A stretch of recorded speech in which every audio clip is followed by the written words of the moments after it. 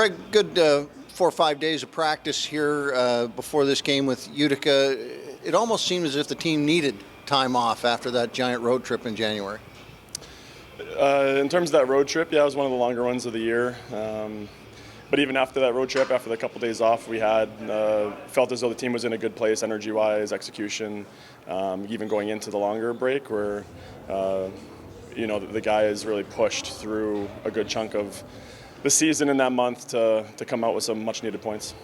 Heading into this Utica game, what do you see in what they do and what they've done this year in the 2 games that you've played against them? Well, they defend very well. One of the best teams in the league in giving up expected goals against and slot shots. So it's going to be really tough for us to get on the inside. And really just setting up the O-zone and managing that zone is going to be really key for us.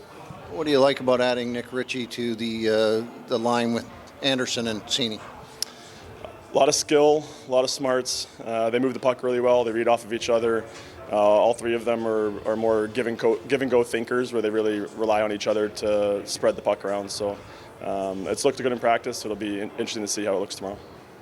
What have you seen from Nick Robertson as he tries to come back from injury, I guess, again? Yeah, consistency. Yeah. Again, because of all his work he put in during his return to play. There wasn't such a gap on his first game as to what he should have looked like. He looked fairly normal, as to what we're used to seeing of him. So from the first game till now, I wouldn't say you're looking at him practice or play where you're like, oh, he's finally catching up. He looks really good and he's just getting stronger every day. What were some of that work? Like, what were some of the important things that he had to do to get to that place?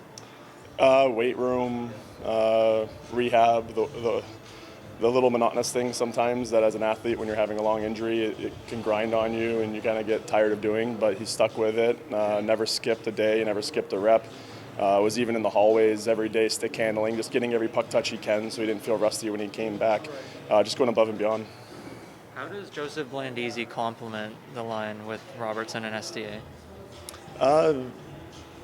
That's a good question. I mean, he's a competitive, abrasive, strong player. Does a really good job at winning 50-50 pucks along the wall and finding his teammates and getting pucks out of tight spaces, responsible defensively.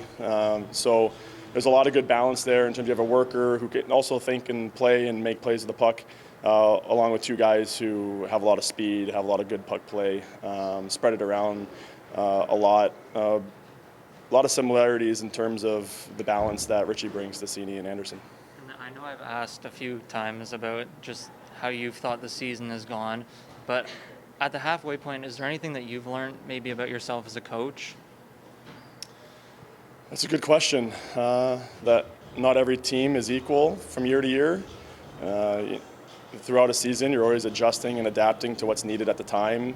It's part of what makes the job fun. It's not just a cookie cutter system or concept or game plan or philosophy that you just pump out year to year. You've got to problem solve what you have for a group, as people, problem solve strengths and weaknesses within the skill set or the team itself, and always adjust. And every year it's just fun to problem solve that and find what works best with the group that you have.